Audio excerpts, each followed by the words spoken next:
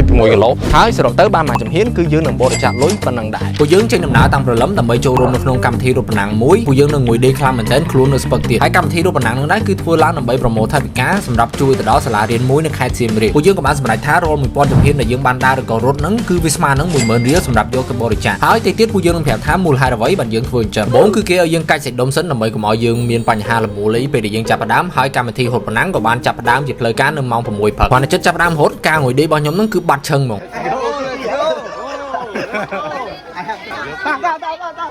ពួកយើងក៏បានចាប់ផ្ដើមហត់តិចតិចសិនដោយសារតែបើចាប់ផ្ដើមលឿនពេកវាខ្លាចយើងឆាប់ហត់ដែរហើយពួកយើងក៏ស្ដាយដែរដោយសារតែអត់បានចុះឈ្មោះលឿនចឹងអត់បានពាក់អាវលយដូចគេដែរបានធ្វើស្រោណហើយធ្វើស្រោណហើយបានមកជុំពួកយើងក៏បានរាប់ចំនួនជំហានដែលយើងបាន 3935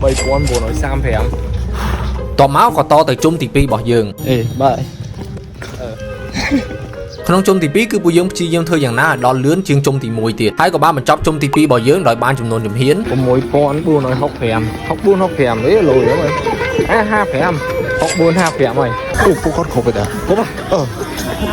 ដោយសារតែឃើញអ្នកចប់មានចំនួនច្រើនដែរពួកយើងក៏មានកម្លាំងចិត្តដើម្បីរត់ព្យាយាមធ្វើយ៉ាងណាជុំទី 3 ហ្នឹងឲ្យលឿនជាងមុនទៀតក៏ប៉ុន្តែសួតរបស់យើងថា no ដាច់ខ្យល់ពួកយើងក៏ព្យាយាមជំនះវាទៀតហើយក៏ឃើញទីនៅខាងមុខតែម្ដងខ្ញុំក៏បានមកដល់ទីមុនសុពងហើយពេលដែលខ្ញុំឃើញផ្លា 6.6 គីឡូហ្នឹងខ្ញុំមានអារម្មណ៍ថាទីបំផុតគឺខ្ញុំបានសម្រេចគោលដៅរបស់ខ្ញុំហើយ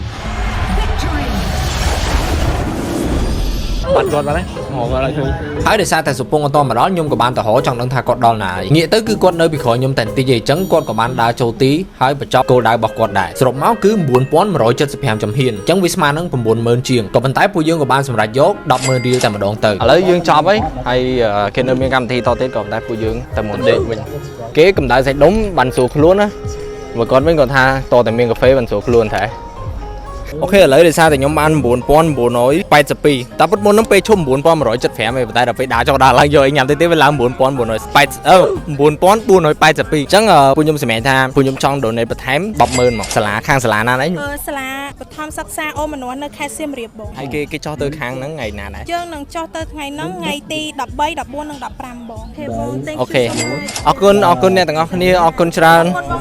បាទអរគុណសប្បាយមែនតើខ្ញុំមកលើកទី 1ហើយក៏ជាលើកទី 1ដែលខ្ញុំរត់ចង់ដាច់ខ្យល់ខ្ញុំសុំទៅមុនណាអញ្ចឹងមូលហេតុដែលពួកយើងចង់ចូលរួមនៅក្នុងការបរិច្ចាគនេះគឺដោយសារអ្នកទាំងអស់គ្នាដែលកំពុងមើលវីដេអូនេះបានជួយពួកយើងសម្រេចគោលដៅទី 1 របស់យើងគឺ 100k followers ហើយដោយសារតែការជួយពីអ្នកទាំងអស់គ្នាគឺវាសំខាន់ខ្លាំងសម្រាប់ពួកយើងគឺពួកយើងក៏ចង់ផ្ដល់ការជួយគ្នានេះបន្តទៅកាន់អ្នកដទៃទៀតដើម្បីបំពេញគោលបំណងរបស់គេដែរពួកយើងក៏ឃើញកម្មវិធីរូបប៉ុណ្ណឹងនេះធ្វើឡើងដើម្បីជួយទៅដល់សាលារៀនកុមារមួយនៅខេត្តសៀមរាបហើយយើងគិតថាចំណេះដឹងគឺវាសំខាន់មែនទែនសម្រាប់មនុស្សគ្រប់រូបជាពិសេសគឺកុមារដែលជាគោលដៅធំបំផុតសម្រាប់ជីវិតរបស់ពួកគាត់ទាំងនេះគឺជាមូលហេតុដែលពួកយើងបានជួយចូលរួមនៅក្នុងការបរិច្ចាគទៅកាន់សាលារៀននោះអរគុណអ្នកទាំងអស់គ្នាសម្រាប់ 100k followers តោះគោលដៅបន្តទៀតទាំងអស់គ្នា